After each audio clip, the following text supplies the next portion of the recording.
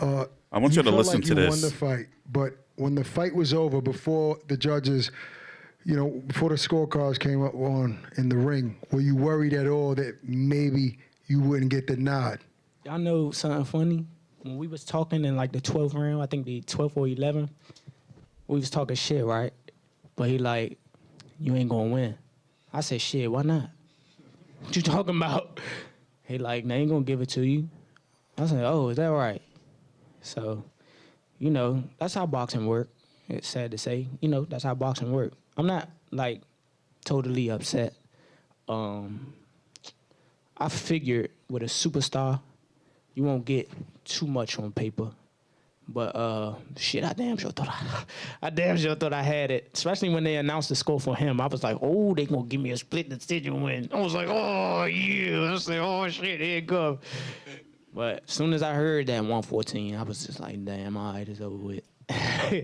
So Let's talk about that.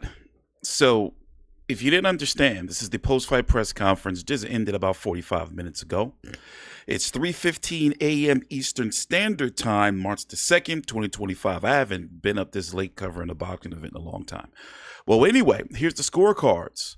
114, 114, and then 115, 113. The 115 for Gervonta Davis. It was a split draw.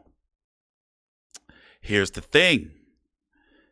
In the 12th round, well, you noticed if you watched the fight, during the end of the fight, both of the fighters were talking back and forth. Of course, we're watching the broadcast there in the ring, sold out Barclays Center in Brooklyn, New York. We couldn't hear what they were talking about. But basically, he's saying that Tank told him, you ain't going to win. They ain't going to give it to you. And you can look at that two ways. And I'm going to tell you the way I look at it. You can look at it like, oh, Tank already knew. It's cahoots because he's the superstar, and it's his promotion.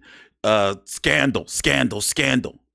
Or you can look at it like, well, we know how boxing works. Just like Lamont Roach said, that's just how it is. It's like, certain players, same thing with football this year. How, the narrative was that the Kansas City Chiefs had the referees in their pocket. Or in basketball, how like LeBron James and Michael Jordan and Kobe Bryant would get calls that somebody like, I don't know, fucking Rodney Buford or Jared Dudley wouldn't get. You kind of get what I'm going? So me personally, I think Lamont Roach won 115, 113. Now I'm going to go back and watch the fight. But Tank has been notoriously known as a slow starter. Also, I have some more sound bites for you. We're going to listen to what Barry Hunter and Calvin Ford had to say, and Tank had to say. Basically, think of what you want of it. These are the narratives of the night. Was that Tank going into round 12 thought it was round number 8. So when he was ready to pick up, like, okay, all right, I got to start picking up. It was already the end of the fight. That's one narrative. The other narrative was this clip right here, which is the controversy of the night, is Tank Davis. Now, here's the thing. This is what really pisses me off about boxing when it comes to YouTube. You got YouTube channels that do. Let me give me my little brief 30 second rant here. You got YouTube channels who produce movie reviews and critiques on multi-billion-dollar franchises like Marvel and Star Wars and God knows what, but let you use a clip of boxing, they get sand in their vaginas. They will send you a copyright claim and block your video like it's fucking candy. But anyway, this is on Twitter. Fair use, gosh darn it.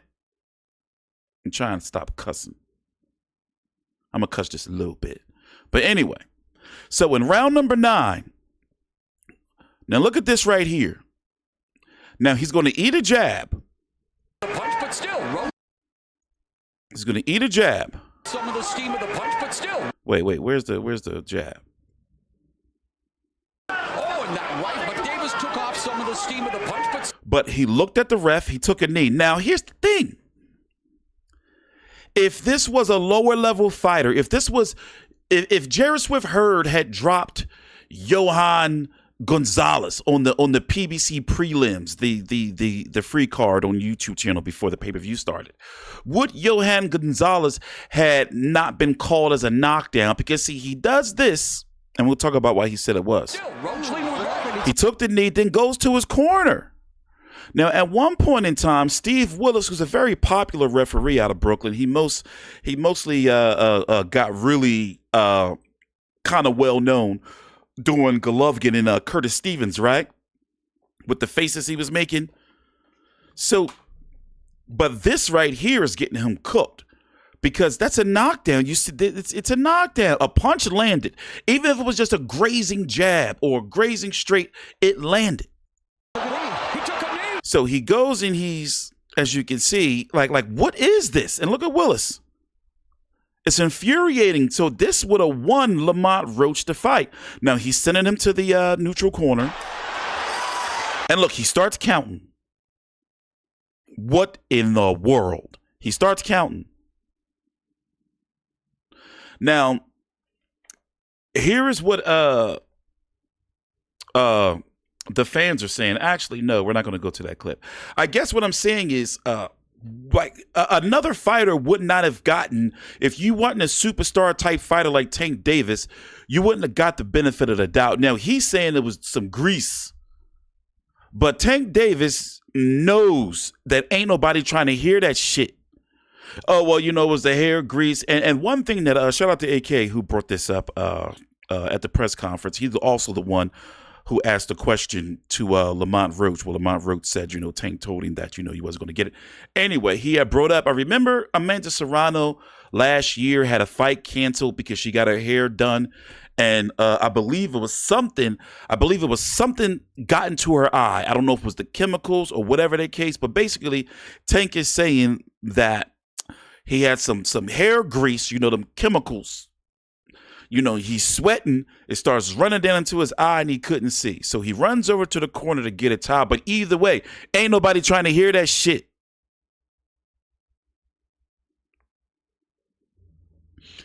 A knee is a knee, and that should have been, it's like, yo. And then Steve Willis, he starts counting. So you already initiated. So because he's tanked, you stop counting and be like, oh, wait, hold up. He's just wiping his face. What?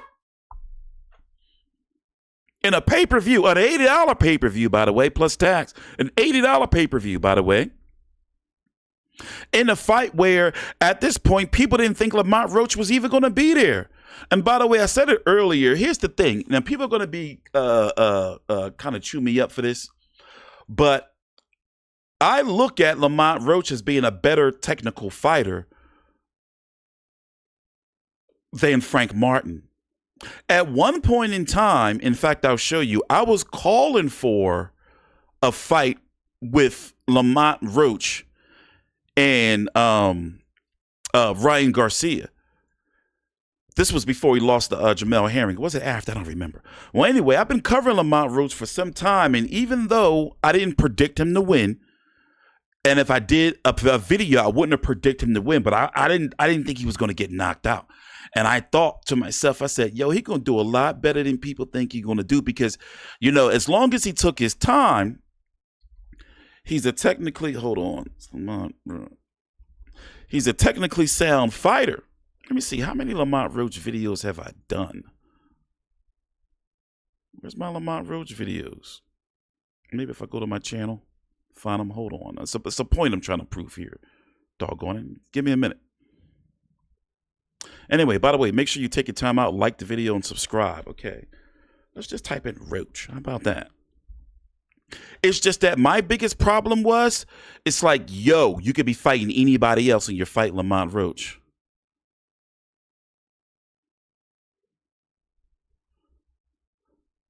I started covering Lamont Roach probably like 7 years ago, I think. Something like that. This one from 5 years ago when he had beat Jonathan Oquendo, I was like, bring on Ryan Garcia. Not you, Freddie. Get out of here. I just wasn't feeling the fight, for a pay-per-view. Damn, I've been doing, where's it? I'm looking for a certain video. Well, anyway, I don't want to get too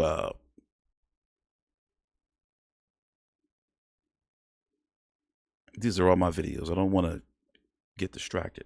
Well, anyway, moving on. I just didn't think that it was worth a $90 pay-per-view, and it looked like a safe fight that PBC can do in-house because Tank requires a lot of money, and they didn't want to split the profits with anybody else. And after all, you know, it's no secret that PBC's having some financial issues. It's no secret that a lot of their fighters now, majority of them now, being outsourced. If you're not somebody like Tank Davis, you know, they even lost Canelo.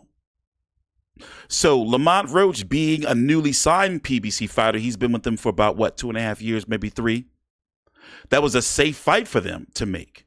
And a lot of fans were pissed off because they like, not only is Lamont Roach with a 130-pounder, this was for Tank's 135-pound, people don't talk about it, but email championship, right? Still, it was a smaller fighter moving up, despite the fact that Lamont Roach looked bigger in the ring. He still was considered the smaller fighter. So it was a lot wrong with the booking of this fight. But a lot of people really, and I'm talking about hardcore fans, degenerates like me. Let me tell you where I came in at. I came in around here.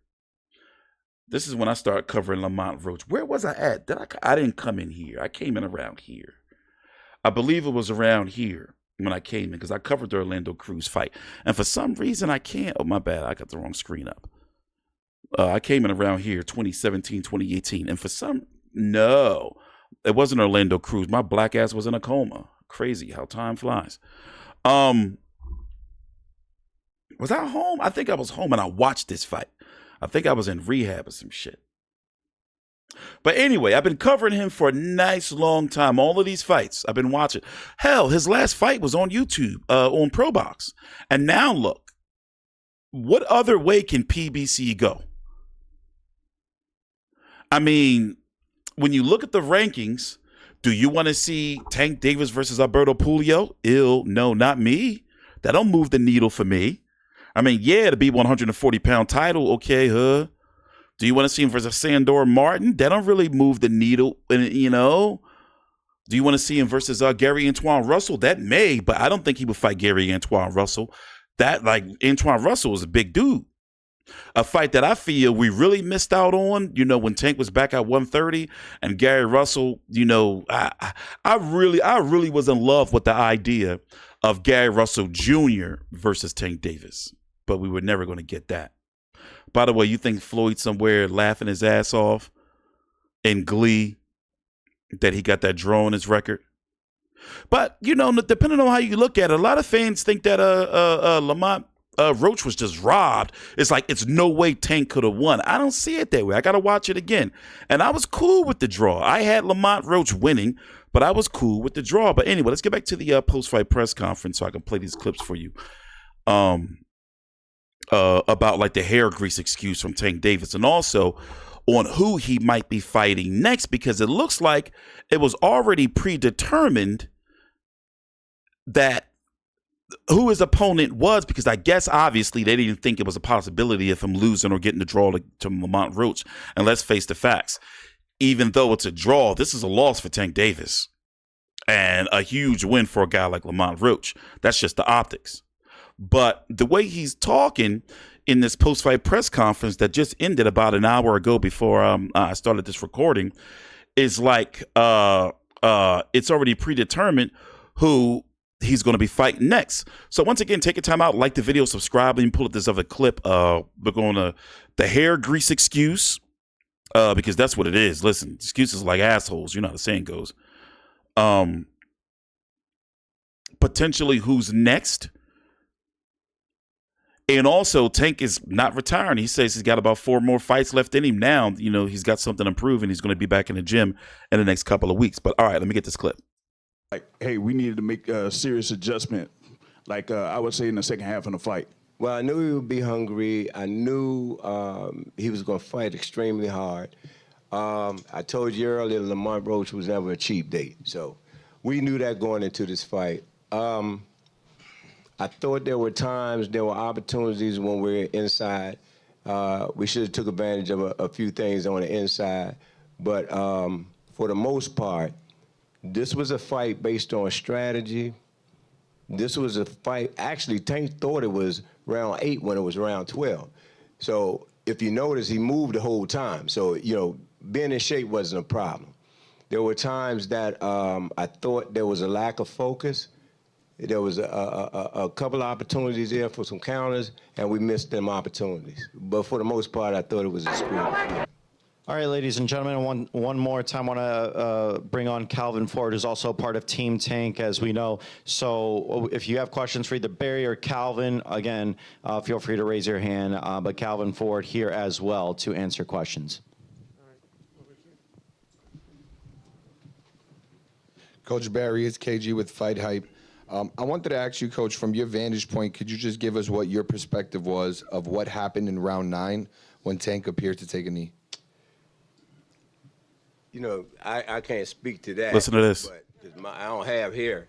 But apparently, he had his hair braided, and they put some kind of chemical, I don't know if it's some whole juice, I don't know what y'all call it.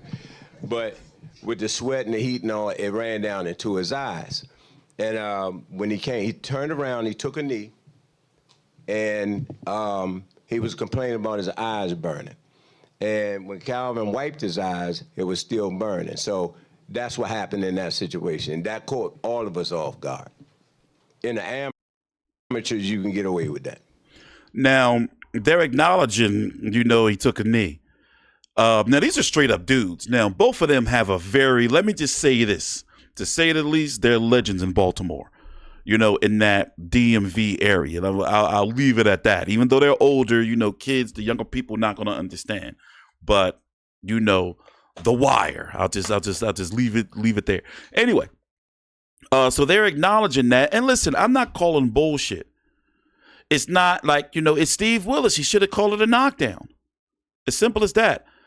I'm not saying but it is an excuse. Whatever the case may be, it should have been called a knockdown. But I want you to listen to Tank and what he says about a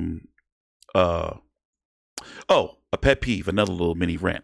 Why do and I notice it's like this in boxing a lot. UFC, they don't do this. At their post-fight press conference, like boxers get mad when you don't ask them self-serving questions like about themselves. When you want to ask a critical question, or say for example, nobody asked him about well, do you think that you took a knee should have been ruled a knockdown? I've experienced many press conferences when I've been in attendance where you can feel the tension in the room, where someone wants to ask a tough question, but they're afraid on how the boxers may react. Now, me, I've gotten into some trouble because I've been to multiple events where I'll ask the tough questions. I'll look around and be like, these motherfuckers are really not going to ask him, and you just feel it.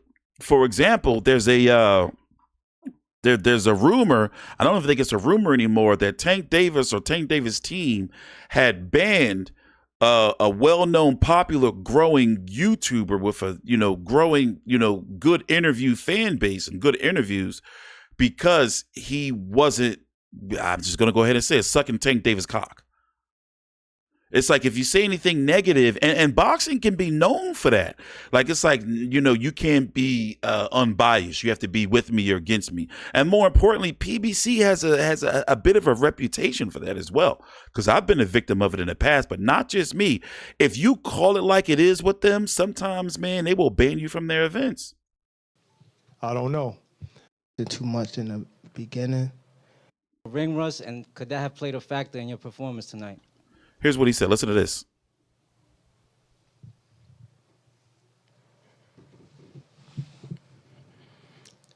Nah, not no ring rush, but I don't want to give it out, but I need to work on myself I can respect that. for the most part. He's saying he got some, yeah. I don't have a question. I just wanted to actually thank you for your bravery. I did it too late. Wait, where's Is that? that the one you want next? Oh, here we are. You as the face of boxing and as somebody. Now, earlier, when he came out, and I don't have the clip, they were asking him about who's next. And he was like, I hope it's Lamont Roach. And I'm thinking to myself, you're Tank Davis. You're supposed to be your own boss. But later on, he's going to say, they were like, who are you going to fight next? And basically, he was like, well, it was supposed to be. And then he stopped himself. They were in my locker room tonight. So whoever the next, if he were to beat Lamont Roach tonight, if it would have been a clear-cut Tank Davis victory, somebody in attendance was in his locker room who was going to be his next opponent. Jake Paul was in the building. Now, boxing is so fucked up. I don't want to believe that there's a possibility that we can see 5'4", and believe me, I've met Tank Davis in person. He's not no 5'5", no 5'6". A 5'4", at his heaviest, 150, 160, heaviest 150-pound Tank Davis versus a 6'2", 228 pounds, that's what he weighed against Mike Tyson, Jake Paul on Netflix. But boxing is in a fucked up place right now. And I would not be surprised if we see it. And Jake Paul was in the building tonight. And in his interview, somebody caught up with him. He sounded very, listen in. Man, he got lucky as a draw. He did a good fight though. I thought he won it, but man, you gotta just create more action. That's a sparring session as far as I'm concerned. Oh my God. But, God damn, that's not the Javante I know. I don't know. He was a little respectful. Now, I don't think that Gary Antoine Russell came back and was like, we're fighting next. You think so? It could have been. You think that Tank would go to 140? What if it was Ryo? You think he would have fought him? That would be a fun fight. Alberto Puello, I don't think they would do that. But it was somebody that was in the building tonight. And listen to this. I'm going to let this play. No, my mindset was definitely like trying to figure him out a little bit. I think I had it, but I did it too late. I did it too late. But my mindset was definitely just like, I'll work him, beat him up a little bit, then press the issue. Tank, I just wanted to ask earlier, you said, hopefully you can get the rematch with Lamont next, but everybody looks at you as the face of boxing and as somebody who calls the shots. Do you want that rematch next? And if so, how likely it is that we're to see that fight happen again this year? I'm not sure, bro. I'm definitely not sure, but hopefully we could get it before. Nah, it probably won't be this year. Is that the one you want next? It's definitely the one I want next, but it's not gonna be next. What is? You might see it in a minute. You definitely might see it in a minute. All right, ladies and gentlemen, give it up one more time. See what I mean? What do y'all gather from that? Now, let's just go look around the weight divisions. Let's go look around the weight divisions. You think Loma? Was Loma in the building? I don't think so. Because earlier, let me see if I can find that clip for you guys where he said they was in the locker room. Nobody like a draw, I ran water over it today. Oh, this the hair. But I didn't know what round it was. Facts. Tank, Eric Blum from DailyMail.com. First off, your coach just said, can you confirm, did you get your hair done 2 days before the fight? Yeah. I ran water over it today, but I must ain't do it enough. Can you describe what the feeling was like in the ring? And was it to get the towel out, to get the burn out of your eyes, or what was going on? And I didn't want to get caught. While my eyes was burning, and you can get knocked out like that. So I'd rather take the knee than Once again, that's condemning Steve Willis. So he knew. So he intentionally took the knee. He said, "I'd rather take the knee than to get caught with a punch because I can't see." And Steve Willis didn't. Oh, Willis. Willis is I didn't cooked. really know that you can like get disqualified for all that, or like when you start counting, I'm like, what the hell? But I don't know. Took the knee. Cool. Tank, how much does it hurt to have the draw on your record now? And do you think it's going to stand as some sort of like renewed motivation for you? Like, Locker room. Shakur Stevenson. Here we go. This is part of what I'm talking about. Shakur Stevenson. Yeah, more. Javante, congrats on a good fight. This is earlier before the first question that I played. Somebody out, you said after the fight, but since the draw happened, it looks like Lamont Roach rematch is what's on the horizon. But who were you gonna call out? What was the plan originally? I think he was here. He came in my locker room. Shakur Stevenson. He wasn't in my locker room.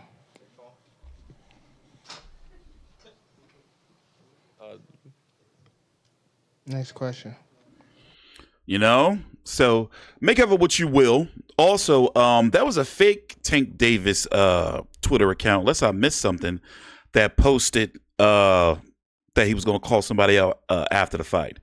But whatever the case may be, somebody was in the building that Tank wants to fight next. And the way they're talking is that it was already predetermined before tonight because they didn't expect for it to be a draw. But now this helps the PBC economy because now they got another fight in-house they can make between the rematch between Tank and Lamont Roach. And it's a much bigger fight. I just hope that they go ahead and get it out the way because PBC has an issue of over-marinating fights and then a fighter end up losing. Don't play around with this, and if Lamont Roach does fight next, I will be surprised if it's not a bullshit fight. It's just like that's just how they roll over there. But then also you have the Saudi dollar oil money looming over PBC right now as we speak. So with that going on, anything is possible with boxing, especially with the fact that Netflix was about to finance Canelo versus Paul. So even though I don't want to believe that little old Tank Davis compared to Jake Paul could happen, I don't know, man. Boxing is in a fucked up place right now, man. With that being said, thanks for watching. Please subscribe. Follow me on Twitter at TstreeT Controversy. Here's the links to my social media. Overall, I am going to rate this card let's go look at it. Let me get my honest rating here. What would y'all rate this card on a scale of 1 to 10?